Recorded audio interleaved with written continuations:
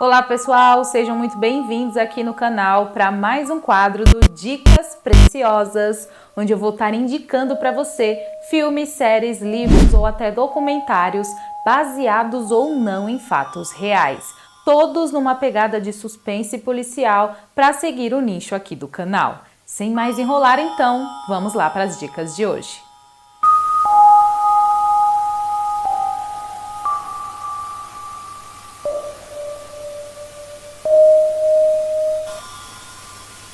Mungkin ya banyak hantunya, karena di sini tuh banyak manusia yang dihabisi, yang mati nggak wajar lah sih. yang mati yang tidak wajar. Lançado no ano de 2012, The Act of Killing foi filmado na Indonésia e dirigido pelo diretor Oppenheimer. Esse homem vai levar a gente para o lado mais sombrio do ser humano através dessas filmagens. No ano de 1965 até 1966, mais de 1 milhão de pessoas tiveram a sua vida tirada na Indonésia de forma cruel e desumana. E os culpados por isso nunca foram punidos. Pelo contrário, eles são vistos até hoje como heróis da época. E é justamente esses homens que são as estrelas desse documentário. O diretor consegue conversar com eles e até mesmo pedir que eles simulem a forma que eles tiravam a vida dessas pessoas. Em um determinado momento, o senhorzinho, que eles já têm uma certa idade na época do documentário, começa a mostrar ali uma forma que ele utilizava, que era enrolando um arame no pescoço das pessoas. E ele mostra isso, gente, de uma forma muito descontraída, assim, dando risada mesmo, como se fosse a coisa mais normal do mundo. Ele também revela nesse momento que ele se espelhou em alguns filmes americanos para elaborar aquela forma de tirar a vida dos outros. Quando questionado por que então que ele tinha parado de tirar a vida das pessoas através do espancamento ou utilizando armas brancas, ele fala que dava muito trabalho para limpar e mesmo depois de limpo ficava com um cheiro muito desagradável. Que? Jadi karena keluar banyak darah itu kan bersihnya kan di cara untuk jangan keluar darah itu. É desconfortável nesse documentário perceber que pessoas ruins não têm chifres nem rabo e muito menos são vermelhas para se destacar do resto das pessoas. Elas podem ser qualquer uma entre nós. Eles também são chamados para programas de televisão, tipo a Record aqui, sabe? Passando lá na TV e falando sobre o que eles fizeram e sobre um filme que eles estavam filmando, né? Onde eles contam as coisas que faziam e são extremamente aplaudidos e vistos mesmo como heróis. Sebuah sistem yang manusiawi, kurang sadis dan juga tidak menggunakan kekerasan berlebihan. Em uma parte mais pro final ali do documentário, o senhor, que é um dos gangsters principais do documentário, ele simula uma situação como se ele fosse a vítima que estava sofrendo, aqueles absurdos que eles faziam com as pessoas. E aí ele passa mal, gente, ele começa a passar mal de verdade e ele precisa ser meio que socorrido ali pelos seus colegas de cena. Ele começa a perguntar para o próprio diretor do documentário se era isso que as vítimas que ele fazia aquilo sentia quando ele estava fazendo as atrocidades com ela. E o diretor chega a responder para ele que não era aquilo que elas sentiam, porque diferente dele, elas tinham certeza que iriam morrer e ele só estava atuando e fazendo um filme ali. Na minha opinião, é importante assistir esse documentário para a gente sempre saber o que rolou lá no passado e tentar não cometer esses mesmos erros no futuro. Eu dou uma nota 6 de 10 para esse documentário e ele está disponível aqui no YouTube. Jennifer's brother reached out to an attorney about whether I could sue my parents for the death of my sister. Lançado no ano de 2023, Ônus da Prova é uma série documental separada em 4 episódios e aqui eu tô falando da primeira temporada, tá, gente?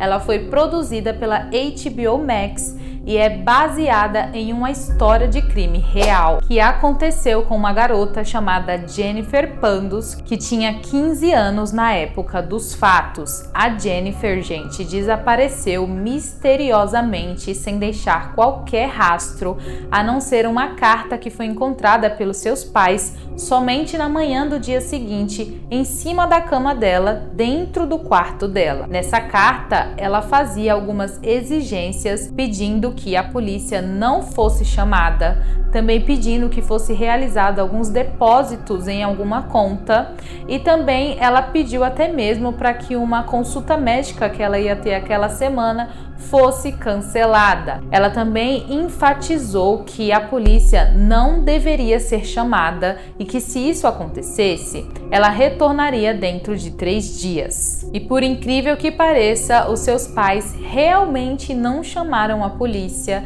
e passaram a mentir para familiares e também para amigos, o que, quando foi tudo revelado, chamou muita atenção dos investigadores, que começaram a ter grandes suspeitas em cima do casal.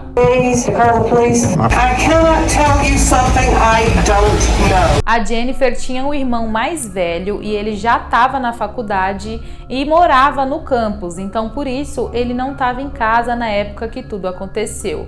Mas ele era muito apaixonado pela sua irmã, eles tinham uma amizade muito próxima e por isso ele colocou na cabeça que ia arrumar respostas para tudo que aconteceu com ela, mesmo passado 30 anos depois do desaparecimento. Tudo isso, gente, vai custar muito caro para ele. E eu não tô falando só do financeiro, eu tô falando também dos relacionamentos dentro da própria família, porque isso vai abalar demais a convivência dele, até mesmo com os próprios pais. Na minha opinião, esse documentário tem uma nota 8.5 e eu só não dou uma nota maior porque terminou de uma forma que eu não costumo gostar muito e eu não vou me estender para não dar spoilers aqui para vocês. Como eu disse, foi produzido pela HBO Max, então tá disponível no streaming deles. Would like to offer our condolences. I believe that, paradise awaits one way or the other. I tell people all the time, I'm either going home or home. Lançado no ano de 2011, Ao Abismo, um conto de morte, um conto de vida, é um documentário baseado em mais um crime real.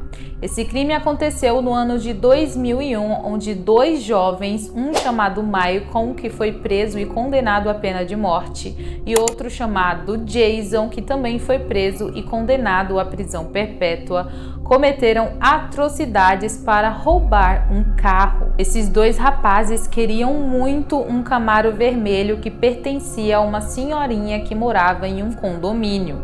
Então, para fazer isso, eles decidiram invadir o local e tirar a vida dela para pegar o carro. É exatamente o que eles fazem e depois eles colocam o corpo dela já sem vida dentro de um carro para se livrar dele ali em um rio próximo ao local. Mas eles saíram sem um controle remoto do portão e só perceberam isso quando voltaram para o condomínio de novo. Então, mais uma vez, eles decidem que vão aguardar ali do lado de fora para quando alguém chegasse, eles conseguissem roubar o controle e entrar no local. Mas para fazer isso, eles decidiram que precisariam tirar a vida de quem quer que fosse que chegasse ali para entrar. Infelizmente, 2 jovens que chegaram no local foram sequestrados pelo Michael e pelo Jason, levados para uma região de mata e depois tiveram as suas vidas tiradas por causa de um controle de um portão. So she let him in the house to use the telephone, and while he was doing that, Michael Perry stepped out of the laundry room. That's when he shot her. 3 people died for this car.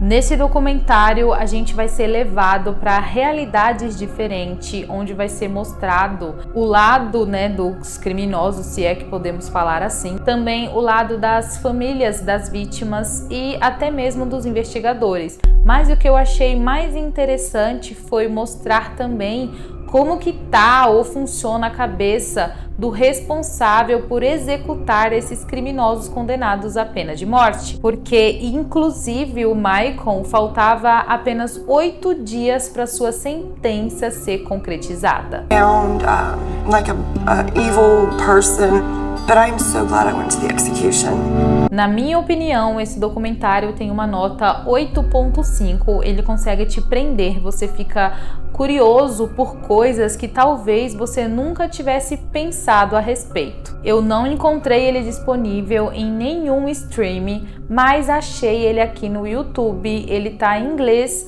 mas é só você ativar as legendas automáticas que você consegue assistir tranquilamente, ou então se você fuçar aí pelo mar da internet. Bom, pessoal, essas foram as minhas dicas preciosas de hoje. Eu espero que vocês assistam, e se você já assistiu, deixa aí nos comentários qual a sua opinião sobre esses 3 casos. Até as próximas dicas, um beijão e tchau, tchau!